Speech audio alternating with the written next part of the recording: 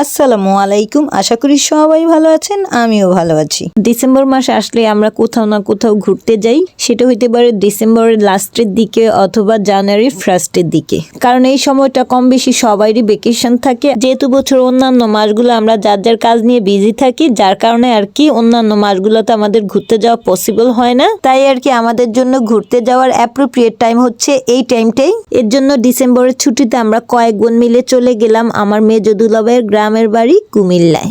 যদিও এবারে ভেকেশনে আমাদের সব ভাই বোনের মেজো দুলাভাইয়ের গ্রামের বাড়ি যাওয়ার প্ল্যান ছিল, বাট সবাই এক টাইমে ছুটি ম্যানেজ করতে পারেনি, যার কারণে আমরা কয়েক বোন মিলেই চলে যাচ্ছি মেজো দুলাভাইয়ের গ্রামের বাড়ি। যাই হোক, আমরা তো বাসে ওঠার পর হাফ অ্যান আওয়ারের মধ্যে বাস ছেড়ে দিছে, আর বাস ছাড়ার ঘন্টাখানিক পর আমরা আবার যে খাবার নিয়ে গেছি সেগুলো আবার বের করে খাচ্ছিলাম। এখানে আমি আলুর দম, শসা এগুলো নিয়ে গেছিলাম, ওইটাই সবাইকে আবার সার্ভ করে দিচ্ছি। বেসিক্যালি আমরা কোথাও ঘুরতে গেলেই আমরা বোনেরা কোনো না কোনো কিছু বাসা থেকে মেক করে নিয়ে যাই, যেহেতু বাইরের খাবারটা আমরা খুবই কম খাই। তাই আর কি আমরা এক এক বোনেরা এক এক কিছু বাসা থেকে রেডি করে নিয়ে যাই, কারণ একজনে খাবার রেডি করে নিয়ে গেলে তার উপর প্রেশার পড়ে যায়, যার কারণে আর কি এক একজনে এক এক খাবার রেডি করে দেন নিয়ে যাই। যেমন আমি আলুর দম, শসা, মুড়ি এগুলো নিয়ে গেছি, আমার ছোট বোন আবার ডিম পিঠা নিয়ে গেছে, বড় বোন আবার চা, শসা, গাজর, পেয়ারা, আপেল এগুলো নিয়ে গেছে। এই সব খাবারই আমরা পুরোটা বাস জার্নি পথে খেয়েছিলাম। বাসের ফেরিওয়ালাদের থেকে তেমন কিছু আর কিনে খাওয়া হয়নি, তবে হ্যাঁ আমার বড় বোন আবার আমার নিস নেফিউ ওদের আবার চানাচুরের ভর্তা কিনে খাওয়াইছে বাসে যে ফেরিওয়ালারা উঠে তাদের থেকে। আমাদেরও স্বাদ ছিল, বাট আমরা খাইনি, আমরা বোনেরা যে খাবারগুলো নিচ্ছে সেগুলোই খাইছি। আমাদের আবার একটা অভ্যাস আছে, সেটা ভালো না মন্দ জানি না, আমরা বাসায় যতটুকু খাবার না খাই বাইরে গেলে তার থেকে অনেক গুণ বেশি খাই। মানে বাইরে যতক্ষণ আমরা ঘুরবো ততক্ষণ আমাদের কিছু না কিছু খেতেই হবে, যার কারণে আর কি আমরা বাসা থেকে পর্যাপ্ত পরিমাণে খাবার নিয়ে যাই। একজনের খাবার শেষ হইলে আরেকজনেরটা খাই, আরেকজনেরটা শেষ হইলে আরেকজনেরটা খাই, মানে এমন করে একের পর এক খাবার খেতে থাকি, কারণ খাবার যতক্ষণ খাই ততক্ষণই মনে হয় যেন এনজয় করছি। যাই হোক, পুরোটা বাদ জার্নি পথে তো আমরা কিছু না কিছু খেতে খেতেই আসছি। এখন আমরা প্রায় আমার মেজো দুলাভাইয়ের গ্রামের বাড়ি চলে আসছি, মানে তার খুবই কাছাকাছি এসে পড়ছি। বাসে থেকে নেমে সিএনজি উঠছি, আর সিএনজি থেকেই সরাসরি চলে যাব আমার মেজো দুলাভাইয়ের গ্রামের বাড়ি। অবশ্য সিএনজির পথ কম নেই, এটাও মোটামুটি ভালোই পথ, মানে ঘন্টা খানিকের মতো। আমরা তো দুই পাশে সিনারিগুলো এনজয় করতে করতে যাচ্ছিলাম। কিছু জায়গায় দেখি সোনালী ফসলের মাঠ, আবার কখনো দেখছি সবুজ ফসলের মাঠ, মানে সবগুলো সিনারি খুবই চমৎকার ছিল। অবশ্য গ্রামের এই মনোমুগ্ধকর দৃশ্যগুলো দেখতে সবারই ভালো লাগে। আর এইদিকে আমার মেজো বোন বারবার আমাদের ফোন দিচ্ছিল আমরা কোথায় আছি।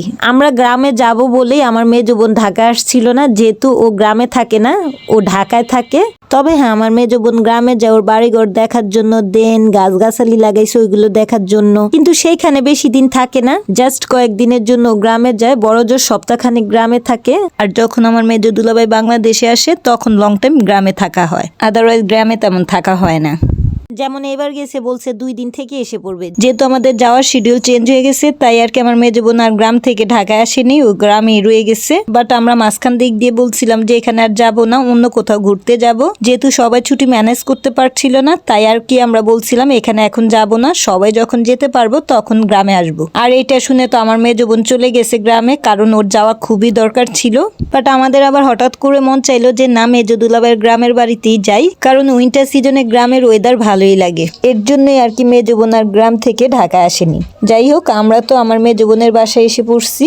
এখন এক এক করে সবাই বাড়ির ভেতর ঢুকছি। আমার নিচে আবার ঘরের লক খুলছে, যেহেতু আমার মেজো বোন আমাদের এগিয়ে আনার জন্য বাইরে বের হয়েছিল, তাই ঘরে বাহিরে লক করে বের হয়েছিল।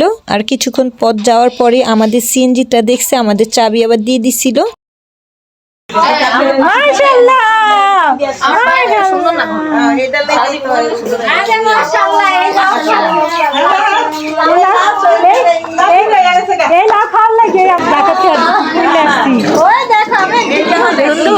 হ্যাঁ দেখছি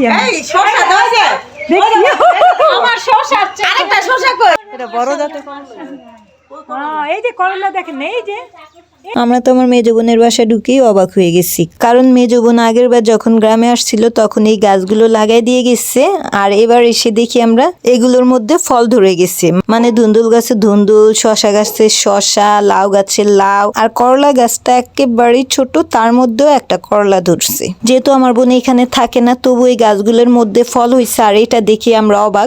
কারণ গাছ লাগাইলে শুধু হয় না, এগুলো পানি টানি দেওয়া, পরিচর্যা করা একটা ব্যাপার আছে।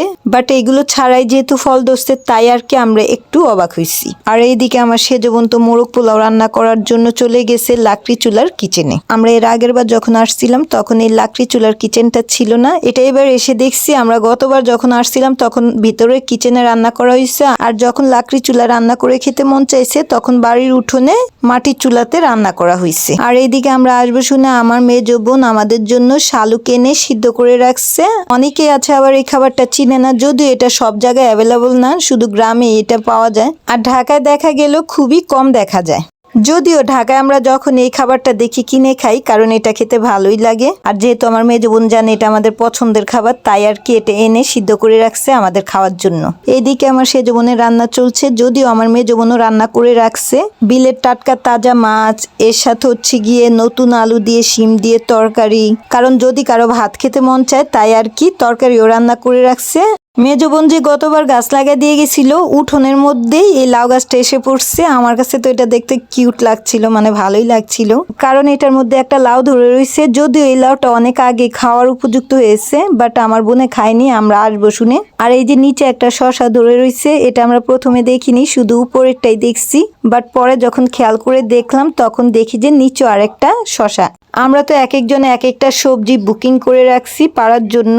কে কি সবজি পারলাম সেটা দেখাবো আমার নেক্সট ব্লগে। আজকের জন্য বিদায় নিচ্ছি। সবাই ভালো থাকবেন, সুস্থ থাকবেন, আর আমাকে বেশি বেশি করে সাপোর্ট করবেন। ধন্যবাদ সবাইকে। আল্লাহ হাফিজ।